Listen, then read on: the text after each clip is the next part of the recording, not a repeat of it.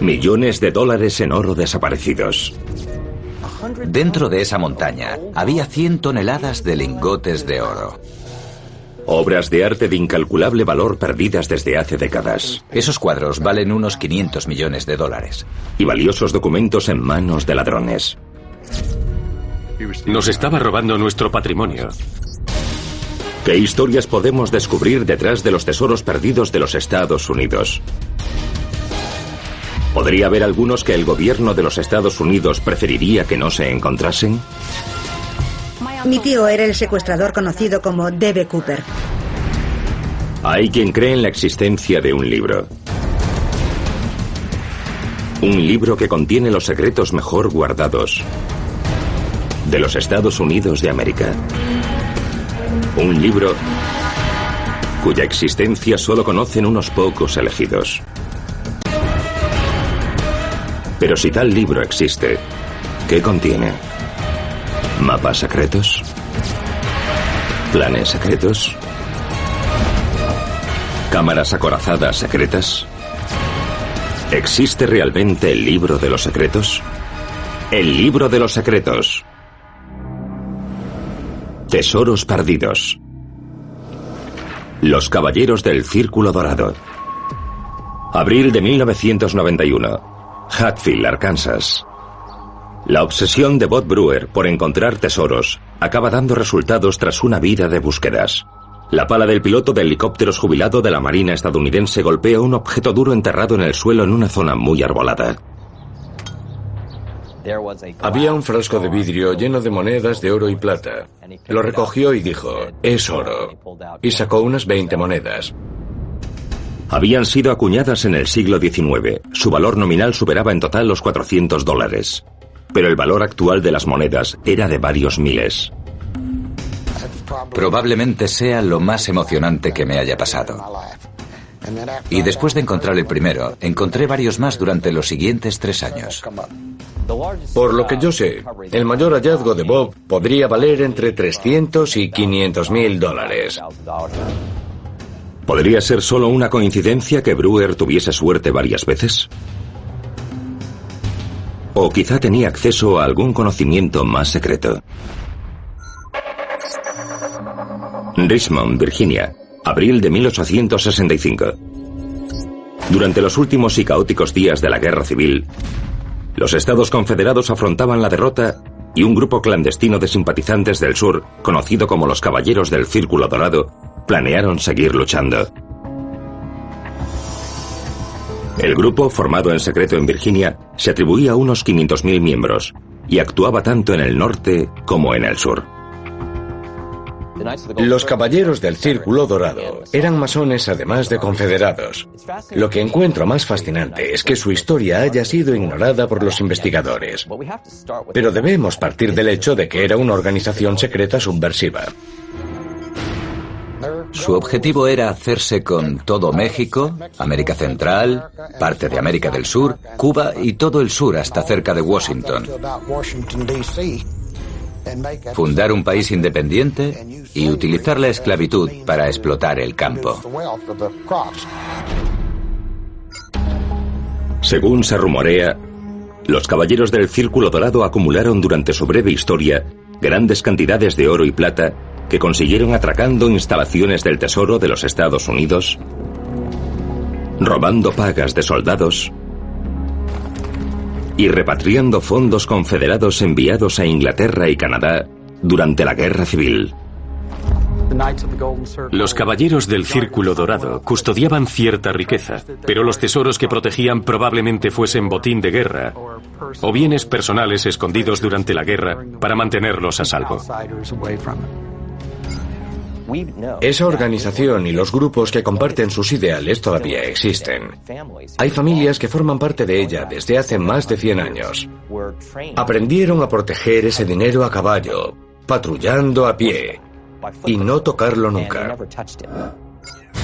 Bob Brewer, con quien he escrito varios libros, estaba siendo entrenado como centinela para proteger el oro enterrado. Le enseñaron lo que llamamos un árbol bíblico, que contenía símbolos y versículos de la Biblia en código. Un árbol bíblico no es más que una parte de un sistema mayor de árboles y marcas que describen al depositario y le dan instrucciones sobre cómo encontrar el tesoro. Es básicamente un mapa. Gracias a un sistema de decodificación secreto que le enseñó su tío abuelo, Brewer descifró las letras J, A y S, seguidas por puntos, como una abreviatura de un libro bíblico, la Epístola de Santiago, James en inglés. Los 3 puntos indicaban la tercera estrofa. Brewer comprendió que aquel versículo contenía instrucciones. Siguió la dirección opuesta a la que indicaba una cabeza de caballo tallada en la corteza de un árbol. Y al hacerlo, consiguió descubrir aún más pistas. Encontramos enterrados todo tipo de objetos antiguos. Por lo general, si se trataba de un objeto puntiagudo, estaba orientado hacia el tesoro. Puede estar enterrado a kilómetros de allí, pero para encontrarlo tienes que seguir esa dirección. Aunque los primeros indicadores no lo guiaron directamente hacia ningún tesoro enterrado, Brewer se convenció de que era un sistema minuciosamente planeado para ocultar objetos de valor. Se trata de un plan sistemático que se extiende de este a oeste desde Virginia hasta California. Brewer apuntó las ubicaciones de sus hallazgos. Marcas talladas en árboles, pistas ocultas e incluso pequeños hallazgos de monedas antiguas. Y empezó a descubrir un patrón. Un círculo inscrito en un cuadrado y ambos cruzados por numerosas líneas. Pero no encontró sentido al plano hasta que su socio John London le mostró una misteriosa plantilla que decía haber encontrado años antes mientras buscaba tesoros en Texas. En aquella época tuvieron que dibujarla sobre algún papel translúcido o algo casi transparente. Brewer utiliza una reproducción de la plantilla sobre mapas topográficos, pues cree que podría permitirle descifrar las pistas que ha descubierto buscando los tesoros de los caballeros del Círculo Dorado. Estos árboles doblados y retorcidos son en realidad marcadores terrestres. Si dibujamos una línea uniendo 2 puntos, encontramos otro marcador terrestre que forma el otro trazo de una X. Y empezamos a trabajar sobre eso. De repente, todo cobra sentido. Empecé a ver cosas que no había visto antes. Me di cuenta de que encajaban con lo que había hecho hasta entonces. Esta pieza la encontramos en las montañas. Al situarla sobre la plantilla, vemos que la forma en que la cortaron encaja en ella perfectamente. No apunta al dinero, pero te dice cómo orientar la plantilla para poder encontrar el tesoro. En cuanto descubres el centro de la plantilla, los tesoros son muy fáciles de encontrar. Los caballeros del Círculo Dorado crearon la mayor red de tesoros enterrados no solo en los Estados Unidos, sino en todo el mundo. Es una red conectada mediante geometría, geografía, códigos secretos y símbolos. Creo que si existiera un libro de los secretos, los métodos utilizados para ocultar tesoros y luego localizarlos estarían en él. Mientras intenta descifrar el código de los caballeros del Círculo Dorado, Bob Brewer, al igual que muchos otros buscadores de tesoros, prefiere mantener en secreto sus descubrimientos. ¿Pero por qué? Curiosamente, cada vez que corre el rumor de que hay un tesoro en alguna zona, de repente se convierte en un parque nacional o alguna otra clasificación que nos impide acceder a ella por cualquier otra razón que no sea acampar o pescar. Creo que hay muchos tesoros de este tipo, pero la mayoría no cuentan que han encontrado algo, porque entonces surge una pregunta. ¿A quién pertenece? Se divulgan muchos de estos hallazgos, pero quizás solo sean la punta del iceberg. El razonamiento sobre los caballeros del Círculo Dorado y el oro enterrado en los Estados Unidos es una de las mejores teorías conspirativas que existen, hasta el punto de que ya no es solo una teoría. ¿Obligan las restrictivas normas gubernamentales a los cazadores de tesoros a mantener en secreto sus descubrimientos? ¿Estarían mejor protegidos esos valiosos objetos en museos y colecciones históricas? ¿O podrían verse amenazados por otros cazadores de tesoros aún más audaces que se atreven a robar la propia historia de los Estados Unidos?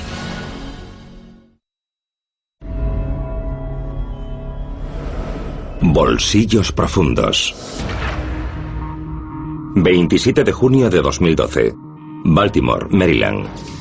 Barry Landau, escritor y reputado experto en la historia de los presidentes estadounidenses, famoso por su impresionante colección de documentos y sus influyentes contactos, es condenado a 7 años de cárcel en una prisión federal. Su delito: robar la historia de los Estados Unidos de América. Quienes buscaban información sobre Barry Landau en Internet o realizaban alguna investigación sobre él, encontraban lo que él contaba sobre sí mismo y sus contactos y relaciones. Pero si profundizabas un poco más, descubrías que nadie sabía quién era Barry Landau. Parecía alguien con una vida lujosa. Le atraía el glamour y le interesaban los presidentes de los Estados Unidos. Decía ser un experto y tenía en su colección muchos objetos relacionados con las tomas de posesión presidenciales. Parece funcionar según un patrón similar al del juego. La primera vez que ganas en una tragaperras hace que metas mucho más dinero en la máquina. Y parece que un pequeño grupo de coleccionistas funciona según la misma psicología. Descubrir una pieza importante significa un gran éxito y quieren repetirlo. Algo muy complicado utilizando solo medios legítimos. Ese parece ser el impulso que podría hacerles cruzar el límite. Curiosamente, la causa de la caída de Landau fue el método empleado para conseguir los objetos que coleccionaba. En 2011, Landau y su compinche Jason Sabedov, de 23 años, fueron sorprendidos infraganti en la prestigiosa Sociedad Histórica de Maryland, en Baltimore.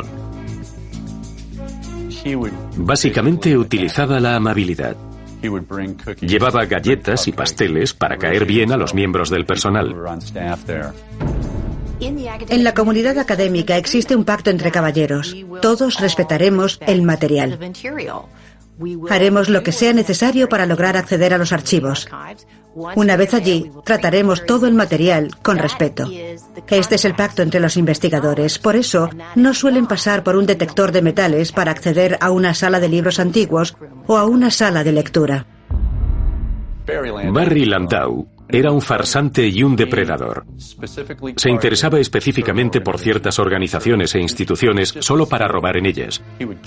Las analizaba, iba a menudo, se fijaba en sus puntos débiles y algún tiempo después robaba directamente. Sabía exactamente qué se llevaba y cómo salirse con la suya. Los empleados de la Sociedad Histórica sospechaban de Landau. Pensaban que había algo raro. Uno de los empleados vio desde una galería cómo los señores Landau y Sabedov metían algunos documentos en su maletín y en su ropa, y llamó a la policía de Baltimore. La policía descubrió con sorpresa 79 documentos originales, algunos firmados por Abraham Lincoln, ocultos dentro de la funda del ordenador de Landau.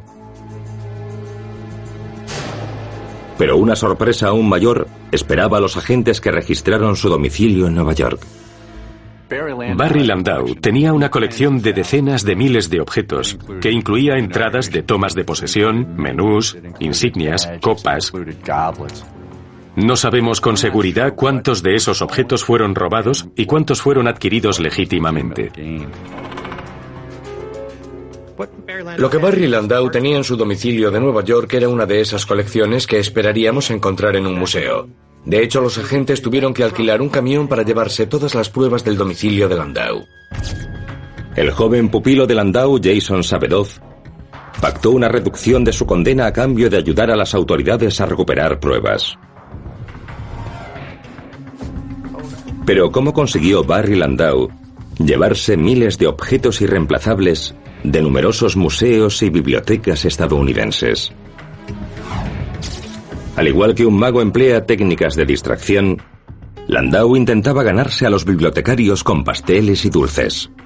Pero la ropa que llevaba jugaba un papel aún más importante en sus audaces robos. Estas son algunas de las herramientas de trabajo que el señor Landau usaba para robar documentos de las sociedades históricas. Tenía chaquetas y abrigos preparados con un gran bolsillo interior. Por ejemplo, el bolsillo de este abrigo es tan profundo que el señor Landau podía ocultar un documento entero y salir andando del museo con él encima.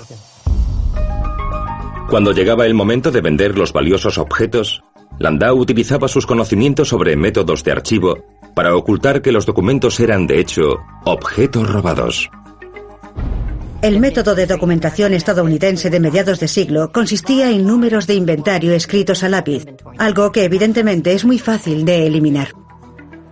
Landau utilizaba una goma de borrar para eliminar esas anotaciones. También podía utilizar una lima y hasta una lupa con la que inspeccionar los documentos y asegurarse de haber eliminado todo rastro de su procedencia. Suelen ser atrapados cuando intentan vender esas piezas y ponerlas de nuevo en el mercado. Cualquiera que robe obras de arte o bienes culturales de un museo valorados en más de $5.000 y que tengan más de 100 años de antigüedad comete un delito federal. El arte del robo, al final, está en la venta. Barry Landau estaba robando la historia estadounidense, nos estaba robando nuestro patrimonio y el de las generaciones venideras.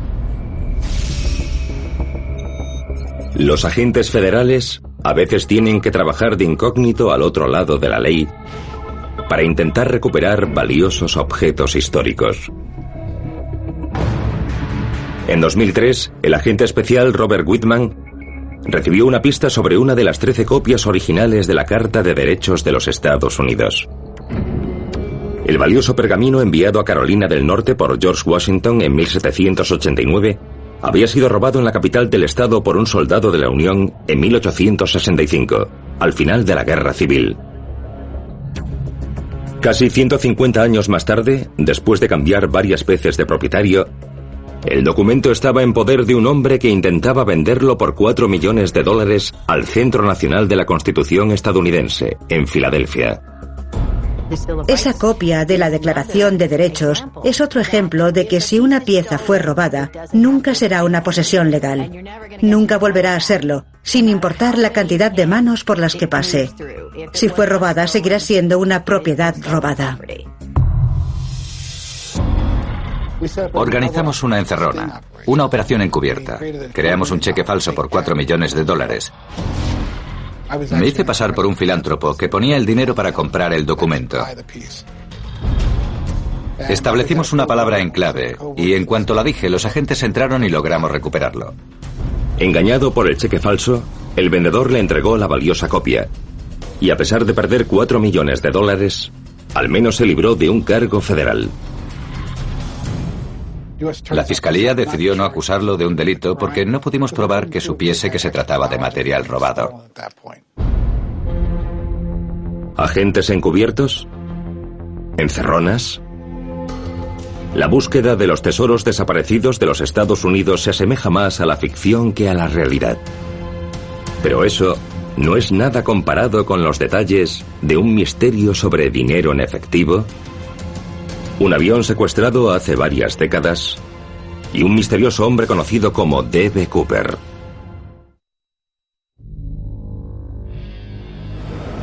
Desvanecido. 10 de febrero de 1980. Río Columbia, cerca de Vancouver, Washington. Brian Ingram tiene 8 años cuando durante una acampada con sus padres descubre un extraño bulto de billetes podridos enterrados en la orilla. En total suman $5.800. Pero, ¿de dónde proceden? Es el sueño de todo niño. Encontró un tesoro enterrado en la arena.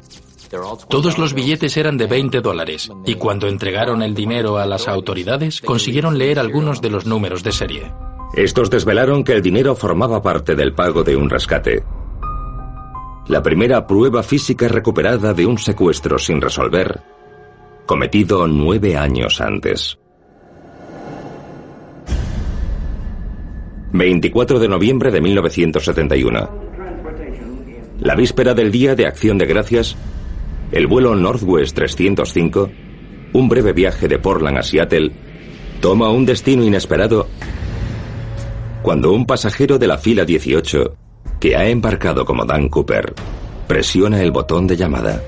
En cuanto el avión despegó, entregó a un auxiliar de vuelo una nota en la que decía que estaba secuestrando el avión. Para demostrarle que habla en serio, abre su maletín para que vea que dentro hay unos cables y unas barras rojas. Y la azafata piensa que es una bomba. El secuestrador exige que le entreguen $200.000 en efectivo y 4 paracaídas cuando el avión aterrice en Seattle. Cuando el avión aterrizó y el dinero estuvo a bordo, dejó marchar a los pasajeros. Nadie sufrió ningún daño durante el secuestro. 36 passengers got off the jetliner in Seattle last night, left aboard 4 crew members and the hijacker. El secuestrador quería ir a la Ciudad de México, pero dio unas instrucciones muy precisas sobre cómo debía pilotarse el avión. No quería que superase los 3.000 metros de altura ni los 320 kilómetros por hora. Además, se trataba de un avión muy particular, ya que las escaleras de salida estaban en la cola. Pero el pasajero Dan Cooper, más tarde conocido como D.B. Cooper, nunca llegó a México. Mientras el avión sobrevolaba el suroeste del estado de Washington, el secuestrador se ató el dinero al cuerpo, bajó las escaleras de la cola del avión y saltó. Las fuerzas del orden recorrieron la zona durante semanas buscando cualquier indicio del secuestrador. Pese a todos sus esfuerzos, no encontraron nada. Ni el dinero, ni ningún paracaídas, ni al sospechoso. El FBI todavía lo considera un caso abierto. Como fue acusado, no se ha cerrado el caso. Siempre existe la posibilidad de que lo encuentren. Pero ¿quién era el misterioso pasajero conocido como Dan Cooper? ¿Existe alguna razón secreta por la cual nunca lo han encontrado? La gente lo conoce como el caso de D.B. Cooper, pero debería llamarse el caso de Dan Cooper, porque ese fue el nombre que el secuestrador dio al comprar su billete. Esa noche muchos periodistas intentaron averiguar qué estaba pasando. Un malentendido entre un periodista y el FBI hizo que se informase de que el secuestrador se llamaba D.B. Cooper. El FBI decidió no corregir el error, creyendo que ayudaría a descartar sospechosos. El FBI quería que creyesen que se llamaba D.B. Cooper porque, al buscar a Dan Cooper, podían descartar todas las pistas que recibiesen sobre un tal D.B. Cooper. Era su as en la manga. Más de 4 décadas después, los billetes de banco podridos encontrados en la orilla del río Columbia siguen siendo el único indicio aparecido sobre el caso de D.B. Cooper. Nunca apareció en circulación ningún billete con los números de serie que consiguió D.B. Cooper, pues habían quedado registrados. Y eso parece indicar que D.B. Cooper no sobrevivió al salto en paracaídas. Si lo hubiera hecho, sin duda habría gastado el dinero. Pero ¿es posible que el dinero no fuese el móvil del secuestro cometido por D.B. Cooper? ¿Acaso pudo haber otra razón más secreta? Soy sobrina del secuestrador conocido como D.B. Cooper. Mis tíos Dewey y L.D. planearon el secuestro. L.D. iba en el avión y Dewey trabajó desde tierra. En 1971, Marla Cooper tenía 8 años. Y como todos los años, pasó el Día de Acción de Gracias con su familia en la casa de su abuela en Sisters, Oregón. Allí sus 2 tíos, tras años de dificultades económicas, presumieron de haber conseguido una gran suma de dinero. Escuché a mi tío Dewey decirle a mi padre que éramos ricos, que los problemas económicos habían terminado. Solo teníamos que volver allí y encontrar el dinero. Y dijo, lo conseguimos. Secuestramos un avión. Unos días más tarde, los 2 hermanos de su padre, Dewey y Lynn Doyle, conocido como LD por su familia, desaparecieron. Marla Cooper nunca volvió a ver a sus tíos. ¿Podría ser L.D. Cooper el misterioso secuestrador conocido como D.B. Cooper? Y de ser así, ¿podría haberse arriesgado a utilizar lo aprendido como paracaidista de la Marina estadounidense durante la Guerra de Corea? ¿Por eso el secuestrador conocía a la perfección el modelo de avión desde el que saltó? Por unos documentos supe que aquel avión había sido utilizado por la CIA. Durante la guerra de Vietnam, la CIA había utilizado aquel mismo Boeing 727. Las escaleras hidráulicas traseras se utilizaban para lanzar paracaidistas, armas y alimentos. ¿Pudo Cooper tener alguna relación con la CIA? Creo que mi tío L.D. Cooper fue utilizado por la CIA para secuestrar el avión. ¿Utilizado por la CIA? ¿Por qué querría la CIA secuestrar un vuelo de una aerolínea estadounidense? En los 9 años anteriores al audaz secuestro de D.B. Cooper, habían sido secuestrados en los Estados Unidos casi medio centenar de vuelos comerciales. Los secuestradores solían hacerlo por motivos políticos y exigir que los llevasen a Cuba. En esa época, hubo una epidemia de secuestros. El presidente Nixon estaba desesperado y encargó a J. Edgar Hoover que el FBI mejorase la seguridad en los aeropuertos, tal como ocurre hoy. Pero al igual que hoy, esos cambios hacen que nos preguntemos si estamos perdiendo nuestras libertades. ¿Cuáles fueron las consecuencias del caso Cooper? Fue un caso del que se habló mucho. No tanto porque huyese con el dinero, como porque hizo que cambiasen las directrices de seguridad en los aeropuertos estadounidenses. Hoy en un aeropuerto nos escanean y pasamos por varios controles, y todo eso surgió del caso Cooper. Antes no creía en las teorías conspirativas, pero he llegado a creer que existe información clasificada sobre el secuestro que nunca se ha divulgado. ¿Es posible que el gobierno de los Estados Unidos estuviese detrás del único secuestro de un avión que no ha sido resuelto? Si $5.800 del rescate aparecieron en la orilla del río Columbia, ¿podría seguir el resto del dinero en algún lugar esperando a ser encontrado? Quizás haya desaparecido para siempre, tal como sucedió a D.B. Cooper, dejando solamente preguntas sin respuesta y un pintoresco mito que pervive hasta nuestros días.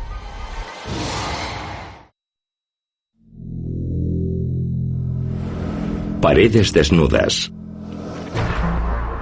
Boston, Massachusetts, 18 de marzo de 1990. Mientras la ciudad duerme tras celebrar como cada año el Día de San Patricio, 2 hombres disfrazados de policía se acercan charlando al Museo Isabella Stewart Gardner. Una vez dentro del museo, pasaron los siguientes 81 minutos recorriéndolo y descolgando 13 obras de arte de sus paredes. Y desaparecieron en la noche. Las 13 obras maestras robadas incluyen obras de Degas, Vermeer y Manet. En el mercado actual, el valor de los cuadros suma unos $500 millones. Económicamente, se trata del robo más importante cometido en los Estados Unidos. A medida que el FBI extendía sus redes, la lista de sospechosos comenzaba a centrarse en los mafiosos más conocidos de Boston, como Whitey Bulger, entonces cabecilla de la famosa banda Winter Hill Gang. Tras el robo se investigaron todas las pistas. Se rumoreaba que la mafia irlandesa del área de Boston podía estar involucrada, y quizás incluso la mafia italiana. No puedo hablar sobre el señor Bulger, pero no hay duda de que otras personas han relacionado su nombre con el caso. Tenía vínculos con el crimen organizado de Boston y apoyaba al IRA. Y sabemos que el IRA ha utilizado el robo de obras de arte para conseguir fondos. Intentar encontrar un posible comprador para un botín así es un proceso complicado. Y el crimen organizado conoce muy bien esas tácticas. Otros opinaban que el robo había sido encargado por un rico coleccionista decidido a poseer las mejores obras de arte del mundo. Cuando alguien roba obras de arte, hablamos con expertos para averiguar a quién podía interesarle ese tipo de cuadros. No sé si fue un robo por encargo, si se llevaron los que más les gustaron o consideraron más valiosos, y por eso fueron a la sala de arte holandés. Los robos de obras de arte al más alto nivel deben ser realizados por encargo. No creo que nadie robe cuadros de varios millones de dólares por si consigue venderlos. Creo que debían tener ya un comprador. Es difícil encontrar un mercado para esas obras, aunque sean geniales. No siempre se sabe quién podría comprarlas. El FBI calcula que el robo de obras de museos y colecciones privadas cuesta a los estadounidenses al menos $6.000 millones cada año.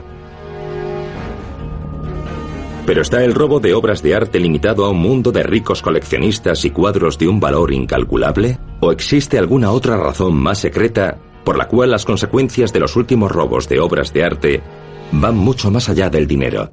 Como problema de seguridad, el robo de obras de arte absorbe recursos que podrían destinarse a otros delitos más graves como el narcotráfico o el asesinato. Pese al glamour que reflejan películas como Ocean's 12 y El secreto de Thomas Crown, el robo de obras de arte puede ser tan lucrativo como letal. En la actualidad, ocupa el tercer puesto en la lista de los mayores negocios criminales del mundo tras la venta ilegal de drogas y armas. También tiene consecuencias para la seguridad internacional. Der Spiegel publicó un artículo que relacionaba a Mohamed Atta, uno de los secuestradores del 11S, con un intento de vender antigüedades o consultar a un experto alemán en bienes culturales sobre la venta de antigüedades en Hamburgo, Alemania. El hecho de que lugares como Irak, Afganistán y el sudeste asiático posean una enorme riqueza en antigüedades y bienes culturales hace sospechar que esa riqueza cultural podría ser explotada como fuente de financiación. ¿Financió Mohamed Atta planes terroristas de Osama Bin Laden contra los Estados Unidos mediante la venta de obras de arte robadas? Parece poco probable. Hasta que pensamos que los ladrones responsables del atraco al Museo Isabella Stewart Gardner siguen en libertad.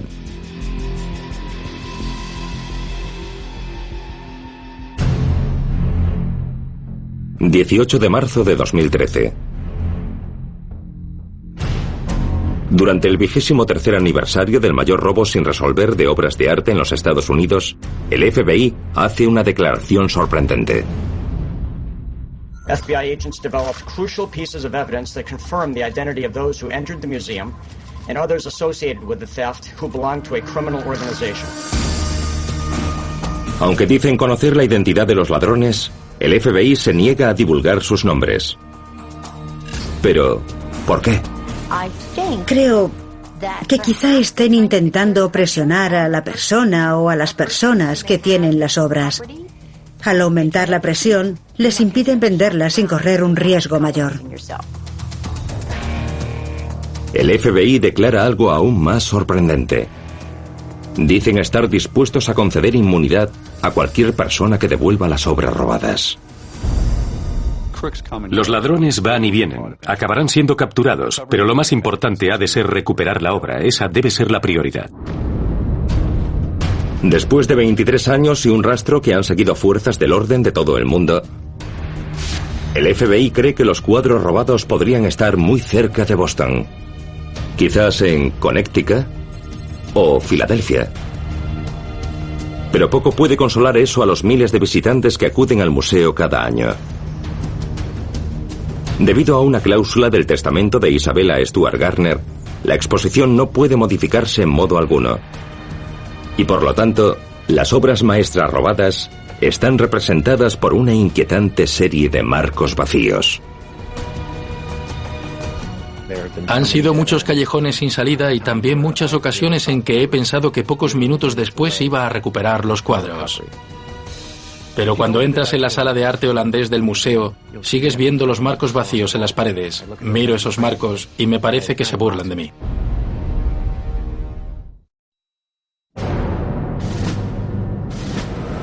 Prohibido el paso. Campo de pruebas de misiles de White Sands, Nuevo México.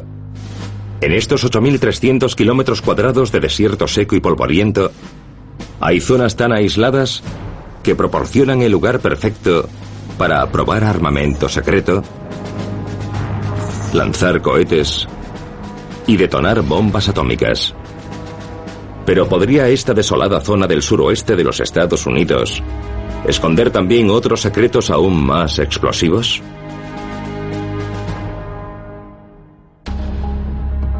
Durante su infancia en los años 50 y 60 a Terry Delonas le encantaba escuchar las historias de su abuela. Según le contaba a su marido, Doc Noss, había encontrado un increíble tesoro en el pico de Victorio, cerca de White Sands, en noviembre de 1937. Según parece, Doc Noss había encontrado unas 100 toneladas de lingotes de oro apiladas en el interior de esa montaña. Además de los lingotes de oro, no se encontró también objetos antiguos y una espada. De vez en cuando mi abuela abría uno de sus baúles viejos y polvorientos y sacaba de él algún objeto como este. Es una espada de origen europeo. El sello indica que se fabricó en Klingenthal, en Baviera. Algunos historiadores creen que podría haber sido utilizada por algún guardia durante el imperio de Maximiliano en México. ¿Podría haber pertenecido la espada a los partidarios del último emperador de México? Y otro misterio aún mayor. ¿Encontró también Doc Noss, como afirmaba, una caverna llena de lingotes de oro? Si así fue, ¿cuál podría ser el origen de ese tesoro? Estamos convencidos de que los caballeros del Círculo Dorado enterraron enormes cantidades de oro en ciertos lugares. Lo enterraron en cavernas subterráneas. Estamos bastante seguros de que la mayor parte está en el Pico de Victorio. Tras la Guerra Civil, los caballeros del Círculo Dorado fueron a México para rescatar a Maximiliano, que era su aliado, y trajeron todo ese oro hasta el Pico de Victorio. ¿Formó el Pico de Victorio parte de una red de escondites secretos que, según algunos investigadores, fueron utilizados por los misteriosos caballeros del Círculo Dorado? Desgraciadamente, quizá nunca lo sepamos. Antes de que Noss pudiese recuperar los lingotes de oro que dijo haber encontrado en el interior de la montaña, un desprendimiento de rocas cortó el acceso al tesoro, poco antes de que el gobierno de los Estados Unidos se anexionase repentinamente el Pico de Victorio como parte de la base de misiles de White Sands en 1953. ¿Fue una coincidencia? ¿O podría haber otra razón más secreta por la cual el ejército de los Estados Unidos quiso prohibir el acceso a esa zona? Allí realizan adiestramiento de tropas, pruebas de misiles. No se puede permitir que haya civiles recorriendo sin ningún control un campo de pruebas. Si realmente existiese el libro de los secretos de los Estados Unidos, creo que revelaría una relación al más alto nivel de la presidencia o el despacho oval con el Pico de Victorio. 5 de junio de 1963. En pleno apogeo de la Guerra Fría, el presidente John Kennedy y el vicepresidente Lyndon Johnson visitan el campo de pruebas de misiles de White Sands para presenciar una demostración de armamento y lanzamiento de cohetes. Pero hay quienes afirman que durante los eventos oficiales, Kennedy y Johnson también visitaron otro lugar mucho más secreto y no menos impresionante en el Pico de Victorio. Recientemente, uno de los miembros del equipo de seguridad del presidente Kennedy dijo que fue enviado previamente al Pico de Victorio para preparar la visita y que tanto el presidente Kennedy como Lyndon Johnson entraron en las cavernas para ver algunos de los tesoros. 5 meses más tarde, John Kennedy fue asesinado en Dallas. Y Lyndon Johnson se convirtió en el 36º presidente de los Estados Unidos. Johnson fue además el primer presidente de los Estados Unidos que ordenó construir una pista de aterrizaje en su residencia personal, situada a las afueras de Fredericksburg, Texas. ¿Pero por qué? Lyndon Johnson hizo algunas cosas que otros presidentes no habían hecho, como permitir que aterrizasen y despegasen en su rancho aviones militares, entre ellos aviones de carga Hércules. Podría decirse que era un misterio porque nadie sabía por qué razón aterrizaban y despegaban aviones militares y de carga en su rancho. Creo que ya no queda oro en el Pico de Victorio. Creo que se lo llevaron de allí durante la presidencia de Johnson. ¿Conocía el presidente Lyndon Johnson el secreto del oro escondido en el interior del Pico de Victorio? Y de ser así, ¿ordenó que lo sacasen de allí? La verdad podría seguir siendo un misterio, porque aunque sigue sin haber pruebas concretas de que hubiese oro escondido en el Pico de Victorio, Terry Delona sigue intentando excavar allí y continuar la búsqueda que su familia emprendió hace ya décadas. En 1992 fue autorizado bajo la atenta supervisión del ejército a acceder brevemente al lugar.